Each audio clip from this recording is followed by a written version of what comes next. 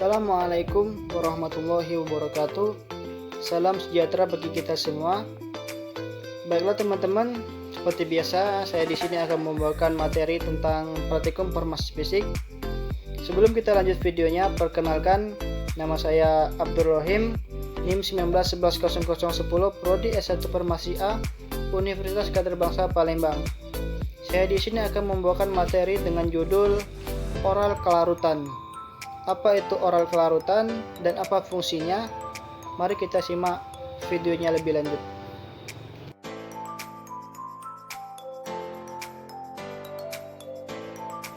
Kelarutan. Kelarutan atau solubilitas adalah kemampuan suatu zat kimia tertentu, zat terlarut atau solut, untuk larut dalam suatu pelarut.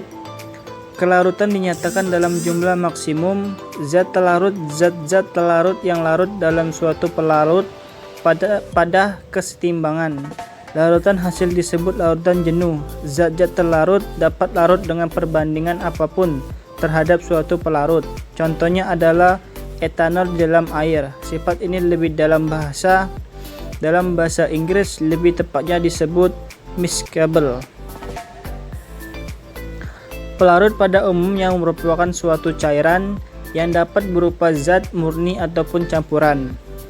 Zat yang terlarut dapat berupa gas, cairan lain, ataupun padat.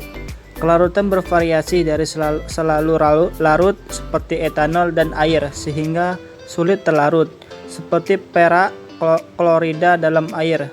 Istilah tak larut sering diterapkan pada senyawa yang sulit larut, walaupun sebenarnya hanya ada sangat sedikit kasus yang benar-benar tidak ada bahan yang terlarut.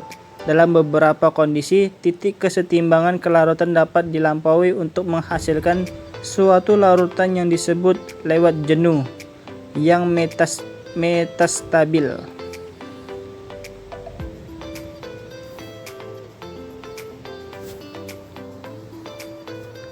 Secara kuantitatif, kelarutan suatu zat dinyatakan sebagai suatu konsentrasi yang terlarut dalam larutan jenuh pada suhu dan tekanan tertentu. Kelarutan dinyatakan dalam suatu mililiter pelarut yang dapat melarutkan suatu gram zat.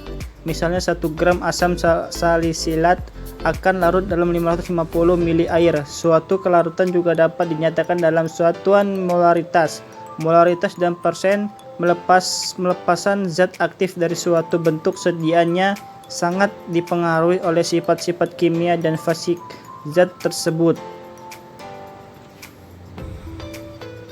Faktor yang dapat mempengaruhi kelarutan satu zat: 1. pH, temperatur, jenis pelarut, bentuk dan ukuran, konstanta adanya zat-zat lain, misalnya surfaktan membentuk kompleks ion sejenis dan lain-lain. Yang pertama, pengaruh pH. Zat aktif yang sering digunakan di dalam dunia pengobatan umumnya adalah zat organik yang bersifat asam, di mana kelarutannya sangat dipengaruhi oleh pH pelarutnya.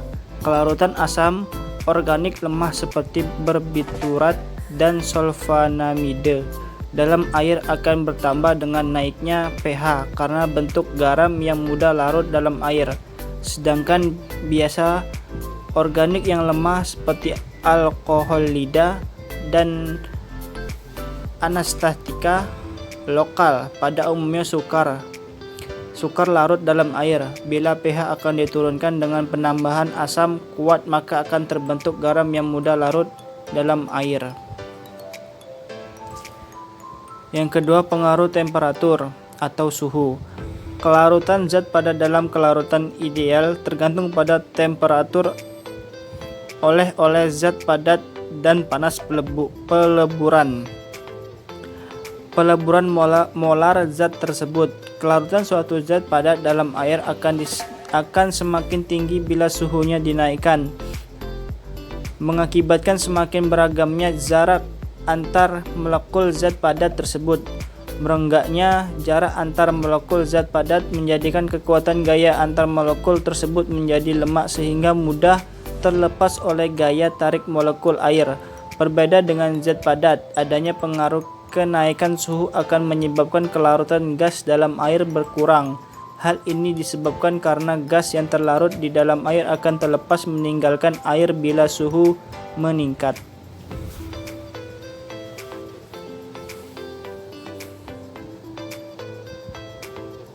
Yang ketiga, pengaruh jenis pelarut. Kelarutan suatu zat sangat dipengaruhi oleh polaritas pelarut. Pelarut polar akan melarutkan lebih baik zat-zat polar dari ionik. Begitu pula sebaliknya, kelarutan juga bergantung pada struktur zat, seperti perbandingan gugus polar dan non-polar dari suatu molekul. Makin panjang rantai gugus non-polar suatu zat, makin sukar zat tersebut larut dalam air.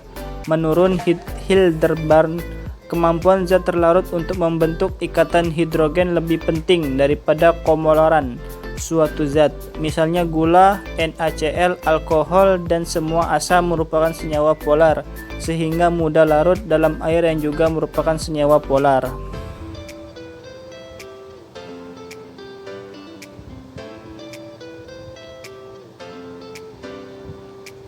Sedangkan senyawa nonpolar akan mudah larut dalam senyawa nonpolar. Misalnya lemak mudah larut dalam minyak. Senyawa nonpolar umumnya tidak larut dalam senyawa polar. Misal, NaCl tidak larut dalam minyak tanah. Pelarutan polar bertindak sebagai pelarut dengan mekanisme sebagai berikut. Mengurangi gaya tarik antar ion yang berlawanan dalam kristal. Yang kedua, memecah ikatan kovalen elektrolit kuat karena pelarut ini bersifat amfiprotik. Yang ketiga, membentuk ikatan hidrogen dengan zat larut. Pelarut nonpolar tidak dapat mengurangi daya tarik. Daya tarik menarik antar ion karena konstanta dielektrik yang rendah. Ia pun tidak dapat memecahkan ikatan kovalen dan tidak dapat membentuk jembatan hidrogen. Pelarut ini dapat melarutkan zat-zat nonpolar dengan tekanan internal yang sama melalui induksi antara aksi dipol. Pelarutan semipolar dapat menginduksi tingkat kepolaran molekul-molekul pelarut non-polar. Ia bertindak sebagai perantara atau intermediate solvent untuk mencampurkan pelarut non-polar dengan polar. Yang keempat, pengaruh bentuk dan ukuran sebagai berikut.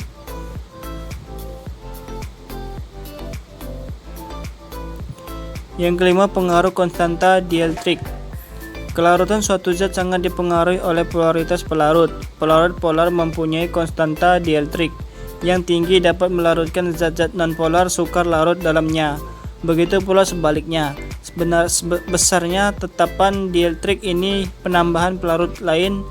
Tetapan dielektrik suatu campuran pelarut merupakan hasil penjumlahan dari tetapan dielektrik masing-masing yang sudah dikalikan dengan persen volume masing-masing komponen pelarutnya.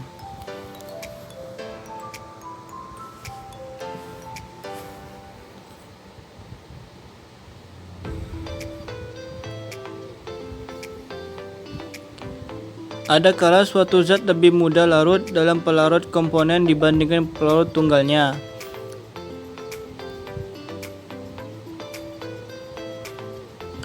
Yang umum digunakan dalam bidang farmasi untuk pembuatan eliksir tersebut.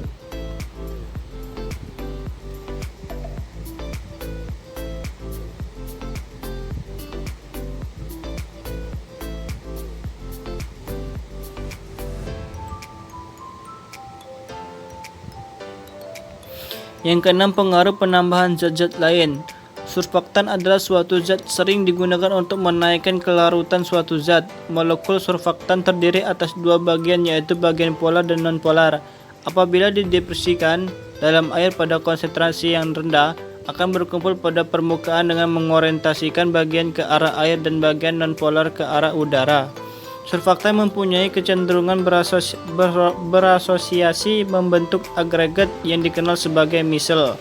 Konsentrasi pada saat misel mulai terbentuk disebut konsentrasi misel kritik atau KMK.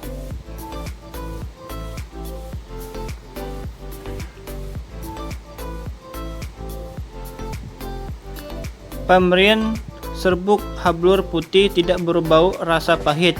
Kelarutan sukar larut dalam larutan AB dan amonium hidroksida. Stabilitas stabil di udara. Sterilitas autoklav. Adapun keuntungan-keuntungan bentuk sediaan, yang pertama merupakan campuran homogen, yang kedua dosis dapat diubah-ubah dalam pembuatan, yang ketiga dapat diberikan dalam larutan encer kapsul, yang keempat kerja awal obat lebih cepat karena obat lebih cepat diabsorpsi, yang kelima mudah diberi pemanis, buatan dan pengawet, yang keenam untuk pemakaian luar berbentuk larutan mudah dilarutkan.